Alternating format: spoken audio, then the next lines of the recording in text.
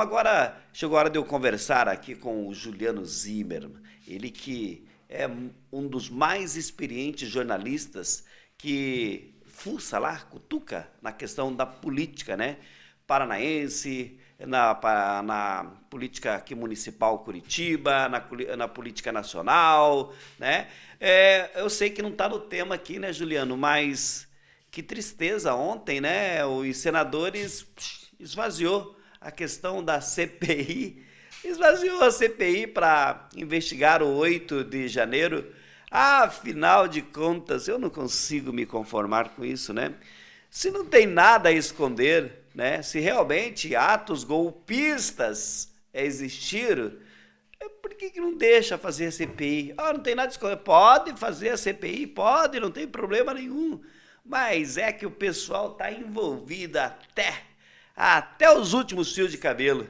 Bom, só depois a gente fala sobre esse assunto. Ô Juliano, falar aqui sobre, né, a questão do PT e do PSDB. Lá no meu tempo, eu imaginava que o PT e o PSDB ele é um braço, saiu ali da costela do MDB, né?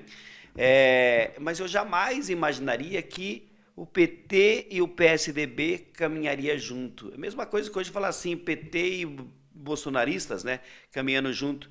Estão tudo junto, misturado, inclusive trabalhando aqui no Paraná, visando as eleições municipais. É isso mesmo, Juliano? Você tem certeza disso? Bom dia. Bom dia, Pedro, né? Bom dia a todos que acompanham o programa Café com Bala. Bom, primeiramente, só para dar um toque antes de falar sobre a política paranaense, falando sobre a questão da CPI lá no Senado, começou assim, o mensalão começou assim, né? Para quem não lembra, em 2005 começou com a CPI dos Correios, que era para se investigar fraudes, né, nos Correios envolvendo, na época, o deputado federal Roberto Jefferson, trabalhando para o PT, Valdemar da Costa Neto, que era o articulador desse esquema de corrupção junto ao PT, que hoje é presidente nacional do PL, partido do ex-presidente Bolsonaro, e começou dessa forma, que não quiseram investigar a fraude nos Correios, a corrupção nos Correios, que não quiseram instalar a CPI dos Correios, depois instalaram, e aí deu no que deu, veio o mensalão. De repente, estamos a um passo aí do mensalão 2, e eu não tenho dúvidas disso. Mas vamos lá, trazendo agora a notícia do Paraná, então, a aliança do PT e PSDB, formada agora por um grupo de deputados, né, das duas legendas. Na verdade, eles estão juntos em uma aliança para discutir assuntos de interesse comum, segundo eles, como, por exemplo, pedágio, questões relacionadas à Copel. Deram até um nome para esse grupo, né, eles chamam de Coalizão em Defesa do Paraná. Não é só PT e PSDB que formam esse grupo, deputados de outros partidos também, mas na sua grande maioria, partidos de esquerda. Os partidos que fazem parte desse grupo, aí entra aqui todos eles, o PSB, PDT, PV, PSOL. O idealizador desse grupo é o deputado estadual Arilson Chiorato, presidente estadual do PT aqui no Paraná. E o objetivo, né, segundo ele, é formar uma frente partidária ampla em defesa do povo. Olha que bonito, né? Quer dizer que não existem interesses políticos por trás disso, é para ajudar o povo. Se quiserem ajudar o povo, eles não precisam se unir dessa forma e ficar fazendo politicagem. São 50 representantes de partidos políticos do Paraná fazendo parte desse grupo que eles chamam de Coalizão em Defesa do Paraná. Aí entra o PT, PCdoB, PDT, PSB, PSDB, PSOL, PV e Rede, todos de esquerda, só para como fato aí, título de curiosidade. Quer dizer, já querem defender um projeto, né, de cidade e estado para o ano que vem. Essa é a proposta principal por trás dessa fachada, que é essa formação de coalizão que eles falam tanto. Então eles vêm com esse papo de que as diferenças devem ser deixadas de lado para defender outros interesses, né, interesses do povo. Quer dizer, o deputado Arilson Chiorato, que é presidente do PT, como eu disse, afirmou, né, que há sim interesse em uma conversa com o PSDB, com o foco nas eleições municipais de 2024, ou seja, no ano que vem. E eu provo isso mostrando que nesse encontro aí, que o vídeo está aparecendo no vídeo, esse encontro desses deputados, ele falou sim a respeito desse interesse em se unir aí com o PSDB do Paraná. Acompanhe um trechinho aí da fala do Arilson Chiorato.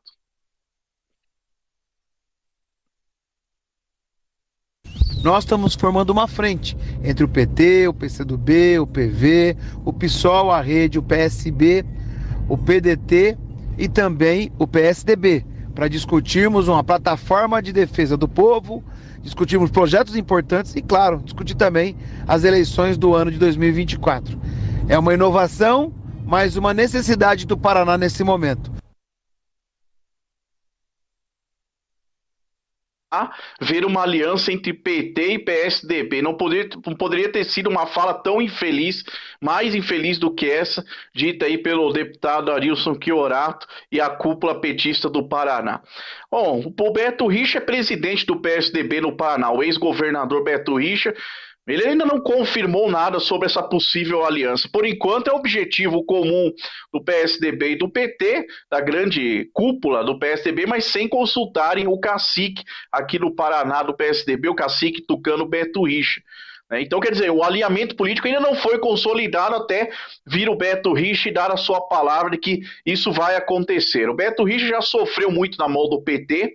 Em abril de 2015, naquele massacre do Centro Cívico, onde mais de 200 professores entraram em confronto com a polícia militar, quando o PT era encabeçado pelo professor Lemos, inclusive que aparece nessa reunião, aparece aí no vídeo, apareceu agora há pouco, junto com a APP Sindicato, que representa os professores da rede estadual de ensino. O que eles fizeram? Entraram no confronto contra Beto Richa por conta daquela mudança no fundo da Previdência dos servidores do Estado do Paraná, na Paraná Previdência, onde o Beto Richa queria pôr a mão e depois conseguiu um valor do fundo aí de 145 milhões de reais.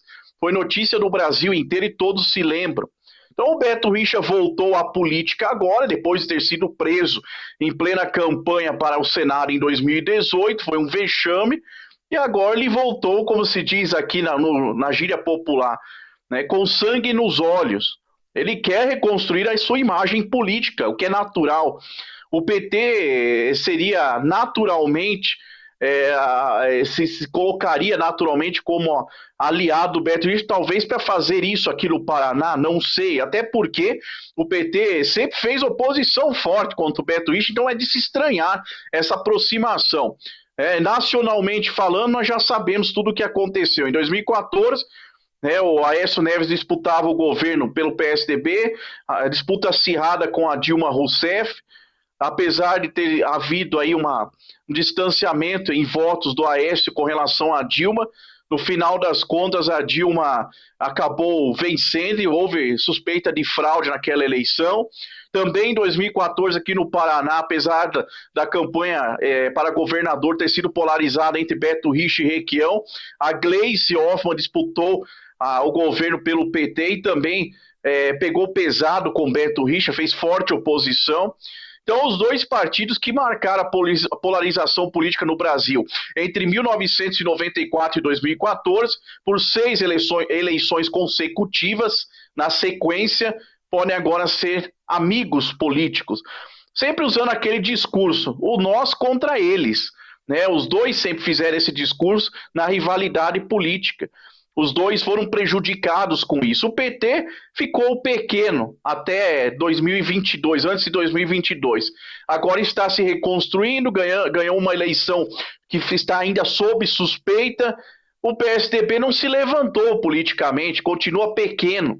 Desde o governo Temer, quando se fez aliança com então o presidente Michel Temer, quando assumiu no lugar da Dilma Rousseff. Então o PT saiu do governo, continuou com sua raiz, mesmo tendo se apequenado com o passar dos anos, mesmo sendo ruim para o povo algumas de suas propostas, só que o PSDB virou um MDB, que se junta a qualquer partido para ganhar alguma coisa, está saindo das suas origens, como você disse no início, no nosso papo, ele veio de uma costela do MDB, e agora parece que o PSDB quer fazer igual ao MDB, se junta a qualquer partido para ganhar algum cargo político ou prestígio político, e cada um pensa diferente dentro do partido, não está havendo consenso entre os tucanos. e com o Eduardo Leite sendo presidente nacional do partido, o partido tem perdido a sua origem da social-democracia. O PSDB, que tinha como raiz ideológica Mário Covas, Fernando Henrique Cardoso, o próprio Geraldo Alckmin, nos anos 90, um partido mais centralizado do que qualquer outro partido, agora está dividido. Por enquanto não tem nada definido, é só uma possibilidade de aliança. Mas nas eleições de 2014, que o PT deu aquela rasteira nas urnas, né, com relação a Aécio Neves e Dilma Rousseff, né, houveram questionamentos, inclusive na justiça, e agora parece que nada disso tem mais importância. No impeachment em 2016, no impeachment da Dilma, o PSDB foi protagonista, junto com Michel Temer, vice-presidente da Dilma, e Eduardo Cunha, na época, presidente da Câmara Federal, e conseguiram derrubar a Dilma. Agora, vamos ver qual será o próximo capítulo dessa novela, Pedro, mas é uma surpresa, vai ser uma surpresa se isso acontecer para as eleições do ano que vem. Bom, vai ser surpresa para alguns, né? Para você, para nós aqui, não será nenhuma surpresa, né? Juliano, naquela fala ali do Ciorato, né? Eu achei uma cena aqui, no mínimo, curiosa. Quando ele fala, ó, o PSDB que está aqui junto com a gente, eu não sei, foi bem curioso, porque teve um rapaz que olhou para trás e falou, quem? Eu? Dá para até, inclusive, repetir a fala, eu não sei se é aqui mesmo, a né? rede, o PSB, o PDT e também o PSDB, para discutirmos uma plataforma de defesa do povo, discutirmos projetos importantes e, claro, discutir também as eleições do ano de 2024. Olha lá, quem? É uma inovação, mas uma necessidade do Paraná. Ah, meu Deus do céu. Não foi combinado com ele, né? Ele não esperava por essa declaração. Foi uma surpresa, até ele não quis nem ver. Ele ficou tão indignado que ele não quis nem olhar para o Arilson Chiorato, né? São os bastidores da política, né, Pedro? Nos mínimos detalhes. Pois é isso mesmo, né? Quem diria, né? Eu vivi para ver isso. Juliano, olha, se fosse um país sério, se fosse uma situação assim legal, seria investigar ali a questão do deputado, do ex-deputado lá de Ponta Grossa, Juscelito Canto. Tá muito mal explicado tudo isso aí, porque seria uma coisa simples, segundo o Juscelito Canto, que inclusive ele teve as condições de disputar toda a eleição. Não, depois a gente verifica lá, não sei lá o quê. Ele ganhou as eleições. O PT não entregou, viu, Pedro? O Lula não entregou toda a documentação para disputar a eleição para presidente em 2022 e se elegeu, tomou posse, tudo normal. Agora, quando é para alguns que fazem oposição à esquerda, aí até se faltar até uma vírgula na assinatura dos papéis, o TSE já vai impugnar o cidadão. Então é complicado, hein? Mas para mim o Juscelito Canto, ele não sei não se pegou alguma coisa para ficar quietinho não, viu? Não sei não. Inclusive o Juscelino... Como que o Beto Richa ia ficar de fora, né? O Juscelito Canto, inclusive ele tem um programa, né, chamado O Repórter, todos os dias... em Ponta Grossa, né? Ele apresenta esse programa, talvez um pouquinho antes aqui, acho que é das 7 às 8 da manhã, ele apresenta um programa chamado O Repórter.